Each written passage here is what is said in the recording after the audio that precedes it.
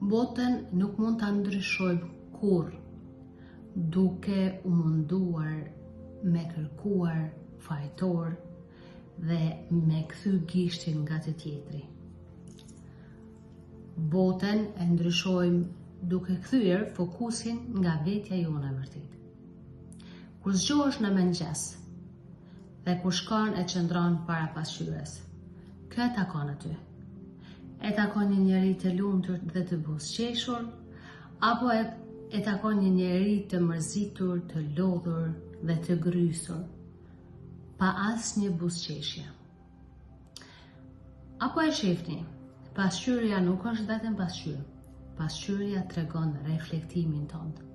Pasqyrja tregon që kur e takon atë njeriu para teje, pra në pasqyrë, nëse ai është i mërzitur, i lodhur dhe i grysur, atëherë ti nuk mund ta ndryshosh atë në pasqyrë.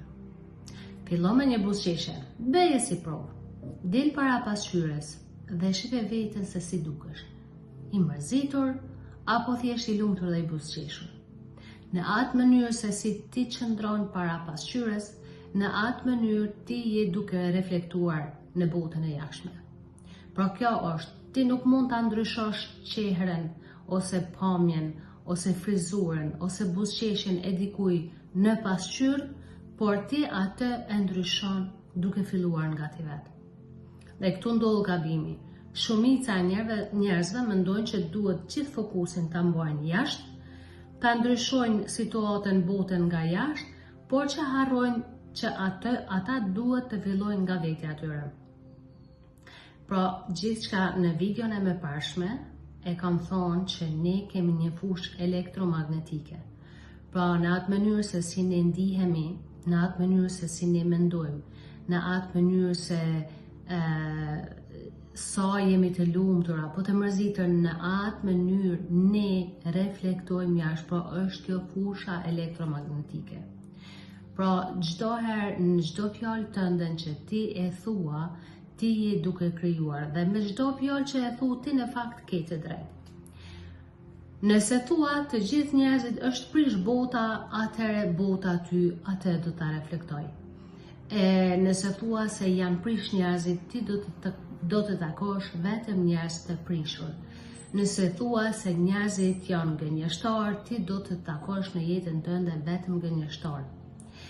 Por nëse e ndryshon perspektiven, sepse jeta është me perspektiva, mvaret krejt se ku e mban fokusin dhe nga cila perspektiv e shiqon ti botën. Nëse vërtet e ndryshon perspektiven tënde, atëherë bota jote do të filloj të ndryshoj në atë mënyrë se si ti e shef ato. Por në të njëjtën mënyrë, sikur që e shiqon veten në pasqyrë, të lumtur apo të palumtur, të buzëqeshur apo të mërzitur, në të njëjtën mënyrë ti do t'i takosh dhe do të krijosh pra. Nëse pra e ndryshon buzëqeshjen tënde në pasqyrë, buzëqeshja jote do filloj të reflektojë në botën e jashtme dhe në atë mënyrë ti do të fillosh me tërheq.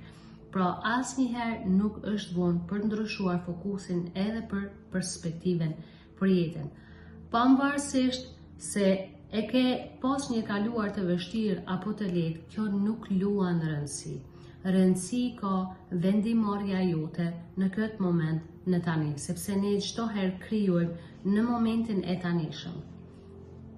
Koha nuk ekziston, koha ekziston vetëm këtu, sa për ta kuptuar se kur duhet shkoj në punë, kur duhet shkoj në shkollë, kur duhet kthejmë në shtëpi, kur duhet të shkojnë ndoshta në një termin të caktuar, sa kohë duhet me arrit me aeroplan të shkojnë në këtë shtet dhe kështu më radhë. Po vetëm për këtë arsye na shërben koha.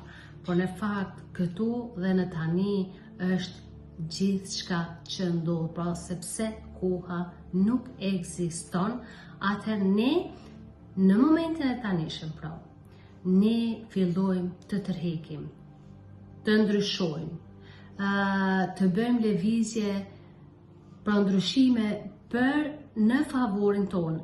Atëherë ose të krijojmë një jetë për neve, ose të shkatrojmë jetën tonë në këtë mënyrë. Është okay, askush nuk na e ka treguar, askush nuk na e ka thonë. por si që kam shpjeguar në videon e mëparshme, ne veç jemi të pasur. Ne veç jemi ata që duam të jemi. Pra, vetëm mungon ndrimi apo ndryshimi i fokusit në jetën dhe në botën.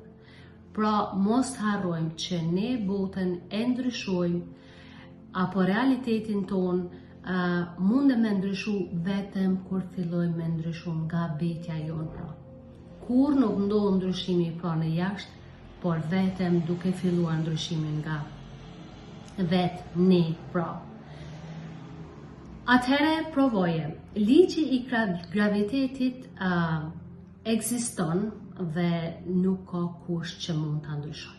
Ka njerëz që thonë, unë nuk kam shkollë të kryer, unë nuk e kam mësuar këtë, unë nuk e kam bërë këtë, unë nuk jam i pasur, unë nuk kam pas familje të pasur për qeni pasur, unë nuk di, unë nuk mundem dhe kështu më radhë, pra shkojnë duke e sabotuar veten non-stop.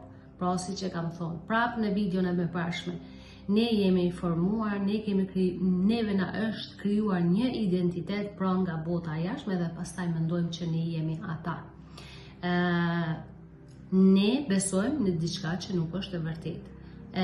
Pra, tani, fillo, sepse ligji i gravitetit ekziston.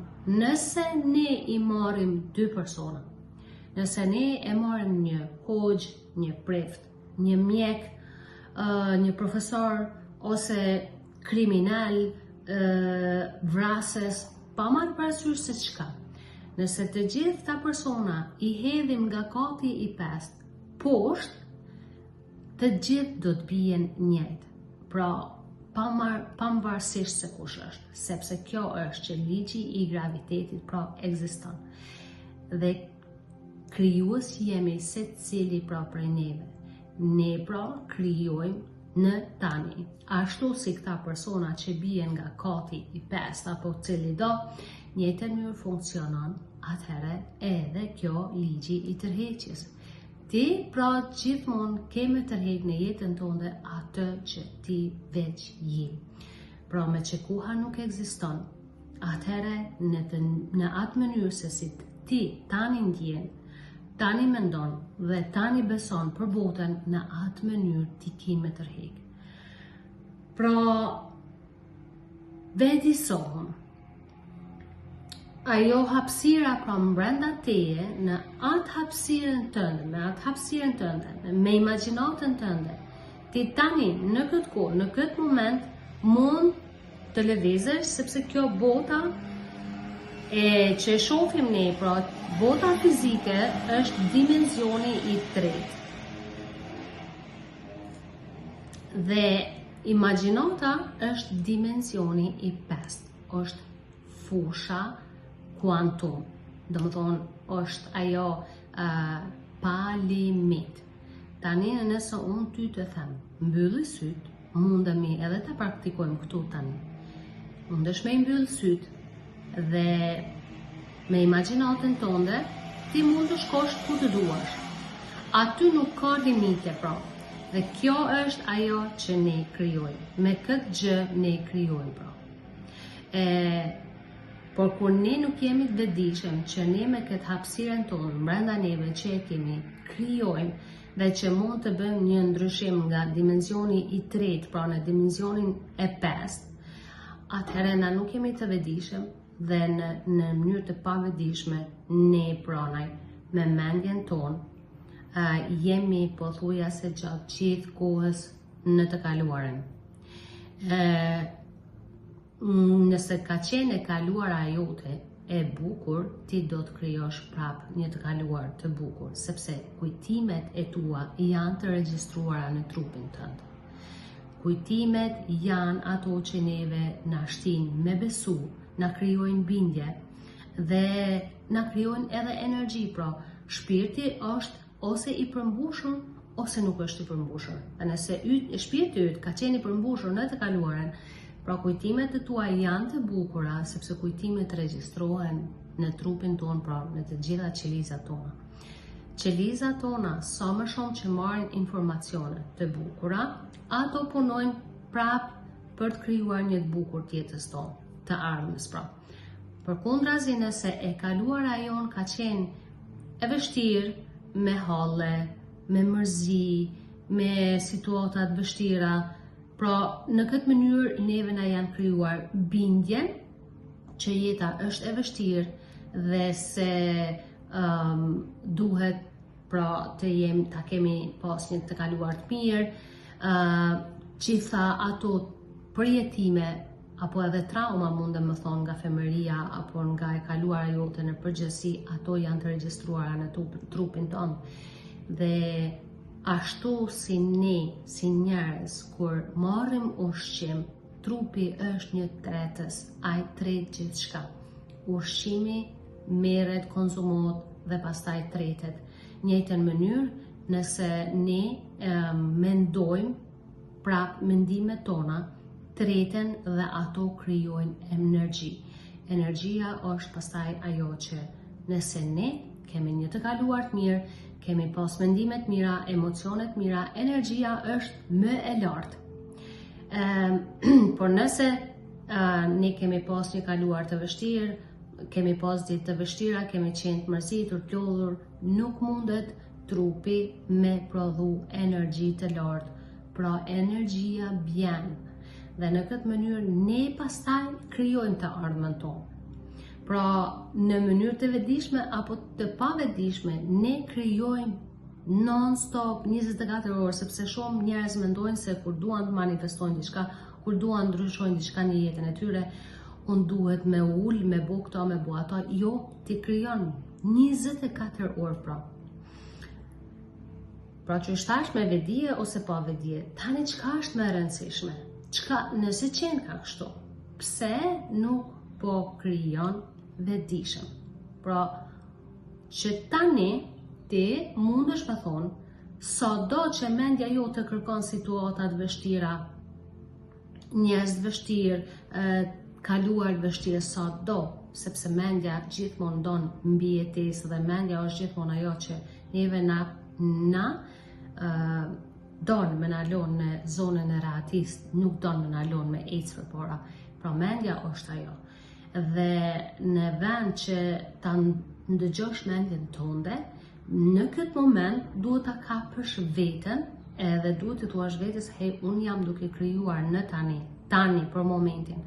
Atëherë nuk do ta ndëgjoj mendjen, sepse mendja është pra një mjet, një mekanizëm ose një instrument që në fakt kur njerëzit janë të vetëdijshëm, ata mendjen e tyre e përdorin vetëm për të krijuar një të ardhme të mirë. Nuk e përdorin mendjen në mënyrë të pavetëdijshme, sepse mendja pothuajse çdo herë është më shumë në anën negative se sa në atë anën pozitive. Atëherë pra kape veten këtu edhe thuaj, okay, jo, unë nuk do ta ndëgjoj mendjen time sepse unë jam duke krijuar dhe unë dua të krijoj një të ardhme të mirë. Vetëm në këtë mënyrë, duke u vetëdijsuar pra që ne asgjë në botën e jashtme nuk mundem me ndryshu pa e kthy fokusin nga vetja jonë. Vetëm në këtë mënyrë ne mund ta ndryshojmë botën jashtë.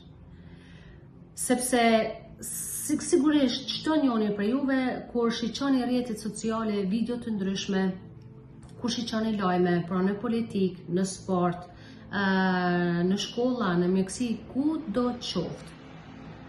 Ne shohim komente negative pa fund, duke sharë, duke fyer njëri tjetrin, duke akuzuar njëri tjetrin, duke paragjykuar, dhe asnjëherë ne nuk e marrim vendimin ose guximin me pyet, me thonë pse unë çdo herë po e mbaj gishtin jashtë s'po e thej nga vetja. Pra, kjo tregon se sa njerëzit janë të pavetëdijshëm, sepse njerëzit që kërkojnë pra çdo herë fajtor, duan me qenë vetë me të vaj, duan çdo herë me qenë mbi të tjerët. Pra, kjo tregon se këta njerëz janë jashtëzakonisht të pavetëdijshëm. Sepse një njeri i vetëdijshëm pra, ai e ndryshon veten e vet. Kur e ndryshon veten e vet, automatikisht rrethi ka me ndryshu. Automatikisht. Nëse ti nuk gënjen, nuk do të tërheqesh kur gënjeshtor.